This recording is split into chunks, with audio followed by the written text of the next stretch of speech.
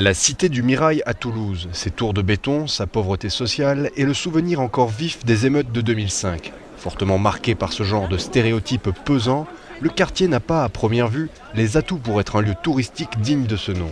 Et pourtant, le Mirail se visite. La mairie finance une association qui organise ce qu'elle appelle des randonnées urbaines. Le but n'est pas seulement d'essayer de mieux intégrer le quartier au reste de la ville, mais aussi de faire découvrir aux visiteurs de véritables richesses insoupçonnées. Aujourd'hui, c'est un groupe d'Américaines et d'Indiennes étudiantes en économie qui commence la randonnée par un tour au marché. Un brin de causette avec les commerçants et la balade se poursuit, direction un HLM témoin. L'une des étudiantes qui vient de Bombay est quelque peu surprise. Elle sait bien qu'ici le taux de chômage avoisine les 40%, mais elle reste stupéfaite par la superficie des appartements HLM.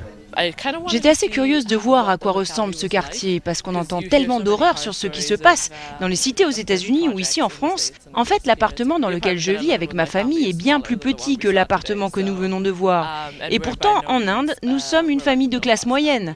Je trouve ces différences intéressantes.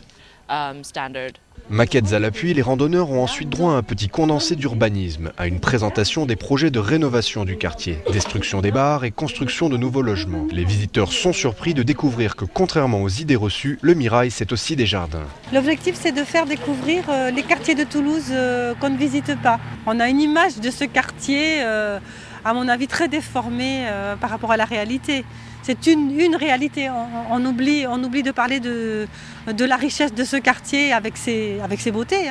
Après la visite du château, le groupe déjeune en compagnie d'une association d'aide aux chômeurs. Pour la plupart des visiteurs, cette immersion dans la cité est une première. Cela donne envie de mieux connaître sa propre ville, que ce soit en France ou ailleurs. Je crois que c'est important de savoir ce qui se passe dans son propre pays. C'est une chose d'aller à l'étranger et voir les quartiers pauvres, mais savoir ce qui se passe chez soi, c'est important aussi.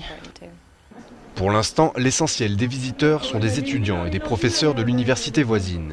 Le véritable but serait d'attirer aussi les Toulousains du centre-ville et ainsi briser quelque peu cette ségrégation par l'espace et par les idées reçues.